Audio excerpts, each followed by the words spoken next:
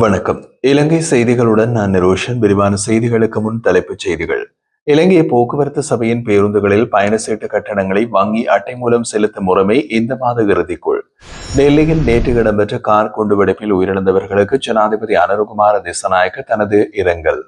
தேசிய மக்கள் சக்தி அரசாங்கம் உயிரற்ற ஒரு வரவு செலவு திட்டத்தை முன்மொழிந்துள்ளதாக முன்னாள் ஜனாதிபதி மஹிந்த ராஜபக்ச விமர்சனம். தற்போதைய அரசாங்கத்தின் செயல்பாடுகள் தொடர்ந்தால் மக்கள் வீதிக்கரங்கும் நிலைமை உருவாகும் என்று பாராளுமன்ற உறுப்பினர் சாமர சம்பத் திசாநாயக்க எச்சரிக்கை. தொடர்வது விரிவான செய்திகள். இலங்கை போக்குவரத்து சபையின் பேருந்துகளில் பயண கட்டணங்களை வங்கி அட்டை மூலம் செலுத்தும் முறைமை இந்த மாத இறுதிக்குள் நடைமுறைப்படுத்தப்படும் என்று போக்குவரத்து நெடுஞ்சாலைகள் மற்றும் நகர்ப்புற அபிவிருத்தி அமைச்சர் பிமல் ரத்நாயக்க நாடாளுமன்றத்தில் தெரிவித்துள்ளார்.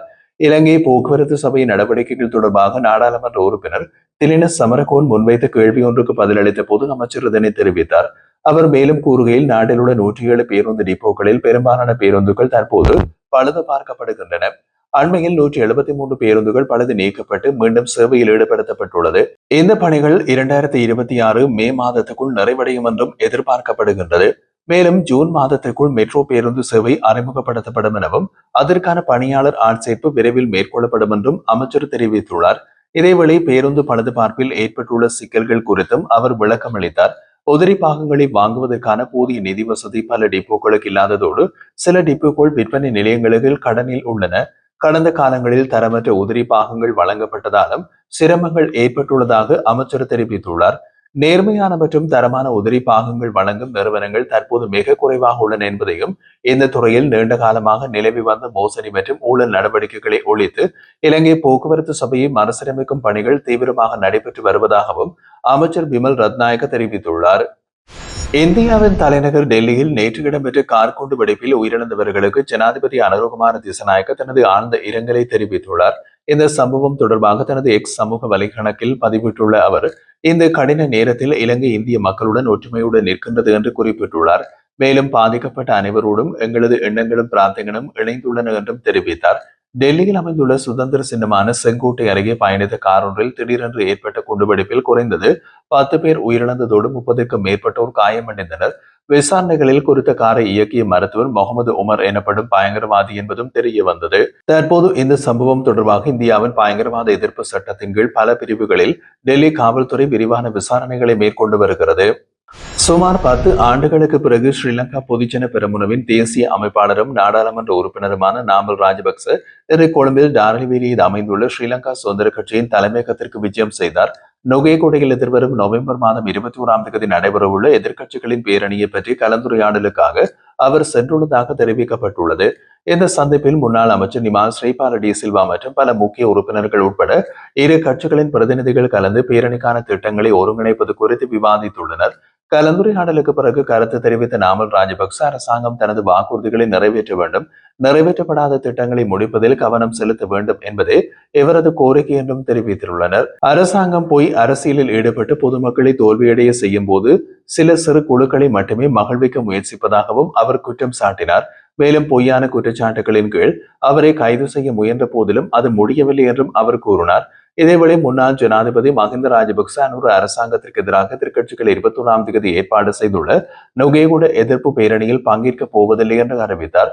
ஊடகங்களுக்கு அவர் அளித்த பேட்டியில் நாட்டின் பல பகுதிகளிலிருந்து பார்வையிட தங்காலைக்கு மக்கள் வருவதாகவும் அவர்களை தவறவிட முடியாது என்றும் அதனால் நுகைகுடைக்கு பயணிப்பதற்கு கூடுதல் நேரம் தேவையுள்ளதாகவும் தெரிவித்தார். மஹிந்த ராஜபக்ச அரசாங்கத்துக்கு எதிரான பேரணியில் அவர்களுக்கு எந்த எதிர்ப்பும் இல்லை எனவும் அதில் அவர்கள் மகிழ்ச்சி அடைகின்றார்கள் என்றும் கூறினார். அவர் பங்கேற்காதது சிலர் தவறாக புரிந்து கொள்ளக்கூடும், ஆனால் அது வரவு செலவு திட்டம் போன்ற விவகாரம் என்று அவர் சுட்டிக்காட்டினார். மேலும் தேசிய மக்கள் சக்தி அரசாங்கம் உயிரற்ற ஒரு வரவு செலவு திட்டத்தை முன்மொழிந்துள்ளதாகவும் தற்போதைய அரசாங்கம் தன் மீது போதைப்பொருள் குற்றச்சாட்டுகள் முன்வைந்திருந்தாலும் கூட உண்மையில் யார் சரி என்பதை பொதுமக்கள் இப்போது உணர்ந்துள்ளதாகவும் முன்னாள் ஜனாதிபதி மஹிந்த ராஜபக்ச விமர்சித்துள்ளார். பழைய வைனை புதிய ஜேவிபி பாட்டிலில் ஊற்றியது போலவே அடுத்த ஆண்டுக்கான வரவு செலவு திட்டமும் பழைய சிந்தனைகளையே புதிய வடிவில் கொண்டுள்ளது என்று ஐக்கிய மக்கள் சக்தியின் பாராளுமன்ற உறுப்பினர் காவிந்த ஜாவரதன தெரிவித்துள்ளார்.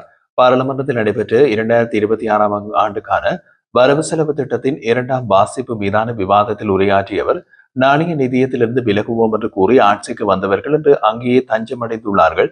இதனால் மக்கள் ஏமாற்றம் அடைந்துள்ளனர் என்றால் அவர் மேலும் குறிப்பிட்டதாவது முன்னாள் ஜனாதிபதி ஜே.ஆர். ஜெயவர்தன திறந்த பொருளாதாரத்தை அறிமுகப்படுத்திய போது அதற்கு எதிராக போராடி வன்முறையில் ஈடுபட்டவர்கள் இன்று அதே பொருளாதார கொள்கைகளை பின்பற்றி வருகின்றனர். 2022ஆம் ஆண்டு பொருளாதார நெருக்கடி ஏற்பட்ட போது சர்வதேச நாணய நிதியத்தோடு கலந்துரையாட வேண்டும் என்று நாங்கள் வலியுறுத்தினோம். ஆனால் அப்போது மக்கள் விடுதலை முன்னணியினர் சர்வதேச நாணய நிதியம் மரணப்பொறி என்று கூறி அதனை நிராகரித்தார்கள். பின்னர் அதே நாணய நிதியத்தோடு ஒப்பந்தங்களை செய்து மக்களுக்கு பொய்யான வாக்குறுதிகளை வழங்கி ஆட்சிக்கு வந்தனர். அவர் மேலும் கூறுகையில் 2023 ஏப்ரல் 28ஆம் தேதி நாணய நிதிய திட்டம் தொடர்பாக நடந்த விவாதத்தில் தற்போதைய ஜனாதிபதி மற்றும் பிரதமர் இருவரும் அதற்கு எதிராக வாக்களித்திருந்தனர். ஆனால் இன்று அவர்கள் அதே திட்டத்தை பெருமையாக முன்னெடுத்து வருகின்றனர். அப்போது தோல்வியடைந்ததாக விமர்சித்த திட்டத்தையே இன்று வெற்றிகரமானதாக கூறி மக்களை ஏமாற்றுகின்றார்கள் என்றும் காவிந்த ஜாவர்தன விமர்சித்தார். புதிய ஜனநாயக முன்னணியின் பாராளுமன்ற உறுப்பினர் சாமர சம்பத் தசாநாயக்க தற்போதைய அரசாங்கத்தின் செயல்பாடுகள் தொடர்ந்தால் மக்கள் வீதிக்கு இறங்கும் நிலைமை உருவாகும் என்று எச்சரித்துள்ளார். பாராளுமன்றத்தில் நடைபெற்ற வரவு செலவு திட்ட விவாதத்தின் போது உரையாற்றியவர் கடந்த வரவு செலவு திட்டத்தின் கீழ் முன்னேற்றம் கண்ட நிறுவனமாக ஸ்ரீலங்கன் விமான சேவை குறிப்பிடப்பட்டது. அதற்காக 20,000 மில்லியன் வழங்கப்பட்டது. இவ்வாறு நிதி வழங்கப்பட்டால் முன்னேற்றம் இல்லாமல் இருக்க முடியாது. ஆனால் அதே தொகையை நாட்டின் 14,500 கிராம சேவகர் பிரிவுகளுக்கு வழங்கியிருந்தால் ஒவ்வொரு பிரிவிலும் 17 லட்சம் ரூபாய் பெற்றிருக்கும் என்றார். மேலும் ஜனாதிபதி பிணையின்றி கடன் வழங்கப்படும் என்று கூறியிருந்தார். ஆனால் இதுவரை யாரும் அத்தகைய கடனை பெற்றதாக தெரியவில்லை என்றும் தெரிவித்திருந்தார்.